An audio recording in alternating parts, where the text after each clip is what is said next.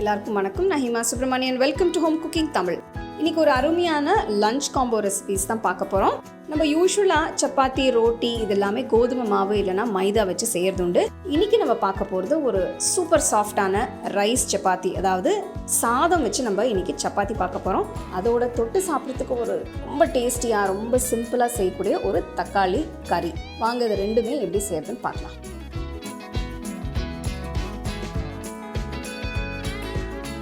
இந்த left over rice chapati செய்ய மீந்த சாதத்தை யூஸ் பண்ணி மாவை செஞ்சுக்கலாம். ஒரு மிக்சர் ஜாரில் மீந்த போன சாதத்தை சேர்த்துக்கோங்க. நான் இங்கே 1 கப் சாதம் யூஸ் பண்ணுறேன். இது கூட 1 டீஸ்பூன் உப்பு, 1 கப் கோதுமை மாவை சேர்த்து ஒரு தடவை கலந்து விட்டு இப்போ சப்பாத்தி மாவு பதத்துக்கு சாதத்தையும் கோதுமை மாவையும் அரைச்சிக்கலாம். அப்போ திறந்து பார்த்து ஒரு தடவை கலந்து விட்டு மறுபடியும் அரைங்க. பாருங்க, அருமையான பதத்துல மாவு ரெடி ஆயிடுச்சு. ஒரு அகலமான போலுக்கு மாத்திக்கலாம். போல்ல இன்னும் கொஞ்சம் கோதுமை மாவை சேர்த்து நல்ல கையால அழுத்தி பிசைங்க. 1 டீஸ்பூன் எண்ணெயை ஊத்தி மறுபடி நல்லா பிசைஞ்சு வச்சுக்கலாம். பாருங்க, நல்ல சப்பாத்தி மாவு மாதிரியே வந்துருச்சு. உங்களுக்கு இன்னும் கொஞ்சம் ஒட்டுற மாதிரி இருந்ததுன்னா இன்னும் கொஞ்சம் மாவை தூவி பிசைஞ்சுக்கோங்க.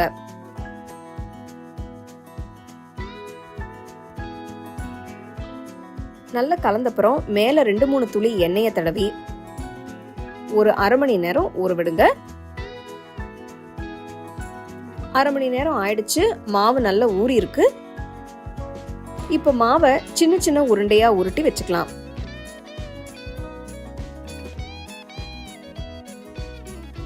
சப்பாத்தி கல்ல ஒரு மாவு உருண்டைய வச்சு மேல கொஞ்சமா மாவை தூவி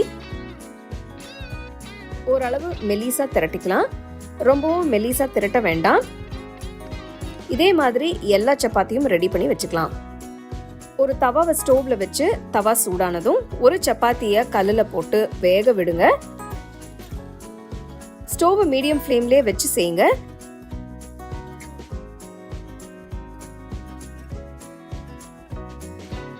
ரெண்டு பக்கம் நல்ல வெந்து வந்ததும் கொஞ்சமா நெய்யை தடவிக்கலாம். நெய் வேண்டாம்னா நெய் இல்லாம நீங்க சப்பாத்தியை குக் பண்ணி எடுத்துக்கலாம்.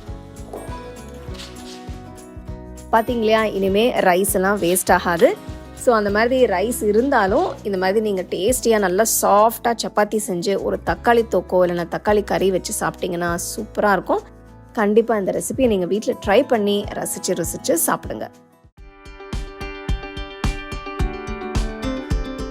ஒரு அகலமான பேன் எடுத்து 1 டேபிள் ஸ்பூன் எண்ணெயை ஊற்றி எண்ணெய் சூடானதும் 1 டீஸ்பூன் உளுத்தம்பருப்பு, 1 டீஸ்பூன் கடலைப்பருப்பு, 1 டீஸ்பூன் சீரகம், அரை டீஸ்பூன் கடுகு, 2 உடைச்ச 2 சிவப்பு மிளகாய் எல்லாத்தையும் சேர்த்து நல்லா சிவக்க வறுத்துக்கலாம். கடுகு பொரிஞ்சதும் அரை டீஸ்பூன் சோம்பு சேர்த்துக்கலாம். அடுத்து பொடுசா நறுக்கின ஒரு பெரிய வெங்காயம், நறுக்கின பூண்டு, கொஞ்சம் கருவேப்பிலை சேர்த்து நல்லா வதக்குங்க. வெங்காயம் வதங்கினதும் பொடுசா நறுக்கின 2-3 பச்சை மிளகாய் சேர்த்து மிக்ஸ் பண்ணுங்க. இந்த டிஷ் ஒரு 15 நிமிஷத்துல பண்ணிடலாம். இப்போ பொடுசா நறுக்கின 5 தக்காளி சேர்த்து நல்லா மிக்ஸ் பண்ணுங்க. இந்த ரெசிபிக்கு தக்காளி நிறைய சேர்த்தாதான் நல்லா இருக்கும். நல்ல ஃப்ரெஷ்ஷான பழுத்த தக்காளியா யூஸ் பண்ணுங்க. டேஸ்ட் ரொம்ப நல்லா இருக்கும். தக்காளி நல்லா வெந்ததும் 1 டீஸ்பூன் உப்பு, அரை டீஸ்பூன் மஞ்சள் தூள், 2 டீஸ்பூன் சிவப்பு மிளகாய் தூள் சேர்த்து நல்லா கலந்து விடுங்க. காரம் உங்க டேஸ்ட்டுக்கு தகுந்த மாதிரி கொஞ்சம் கூட குறைச்சு சேர்த்துக்கோங்க. அடுத்து தக்காளி கறியில 1 கப் தண்ணி ஊத்திக்கலாம்.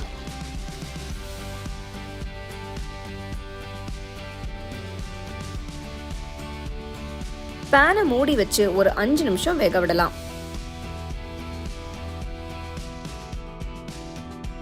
அருமையா வெந்து பார்க்கவே ரொம்ப கலர்ஃபுல்லா இருக்கு.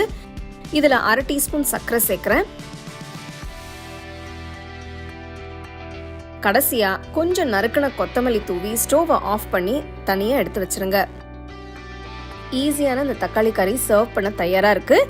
பார்த்தீங்க இல்லையா, அது எவ்வளோ சிம்பிளான டிஷ். இந்த டிஷ் சப்பாத்திக்கு, பூரிக்கு, தோசைக்கு கூட தொட்டு சாப்பிடலாம். ரொம்ப பர்ஃபெக்டாக இருக்கும். கண்டிப்பாக நீங்கள் ட்ரை பண்ணி உங்கள் ஃபேமிலி ஃப்ரெண்ட்ஸோட ஷேர் பண்ணுங்கள்.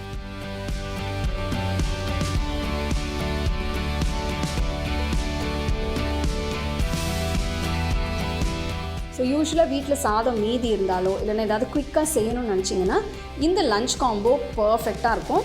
ஸோ யூஸ்வலாக வீட்டில் மீதி இருக்கிற சாதம் வச்சு என்ன செய்கிறதுன்னு ரொம்ப யோசிக்காமல் இந்த மாதிரி சிம்பிளான ரைஸ் சப்பாத்தி செய்யலாம். ரொம்ப டேஸ்ட்டாக இருக்கும், ரொம்ப சாஃப்டாக இருக்கும். நீங்கள் இந்த தக்காளி கிரேவி தான் செய்யணும்னு இல்லை, ஊறுகாய் வச்சோ இல்லைனா வேறு ஏதாவது சிம்பிள் கிரேவி வச்சு கூட நீங்கள் இதை சர்வ் பண்ணலாம். அதே மாதிரி இந்த தக்காளி கிரேவி சப்பாத்திக்கு மட்டும்தான் இல்லை, நீங்கள் தோசை, இட்லி எல்லாத்துக்குமே கூட தொட்டு சாப்பிட்லாம். ரொம்ப நல்லாயிருக்கும். கண்டிப்பாக நீங்கள் இந்த 2 ரெசிபியுமே ட்ரை பண்ணி உங்கள் ஃபேமிலி ஃப்ரெண்ட்ஸோடு ஷேர் பண்ணுங்கள். உங்களுக்கு இந்த ரெசிபி பிடிச்சிருந்தா லைக் பண்ணி, ஷேர் பண்ணி, ஹோம் குக்கிங் தமிழ் சேனலுக்கு சப்ஸ்கிரைப் பண்ணுங்கள். மறக்காமல் பெல் ஐக்கானை கிளிக் பண்ணுங்கள். The second edition of our home cooking book is now available on our website 21frames.in. I'll give you the link in the description. You can go and check it out. The book is currently available only in India for now, so you can place your orders on 21frames.in.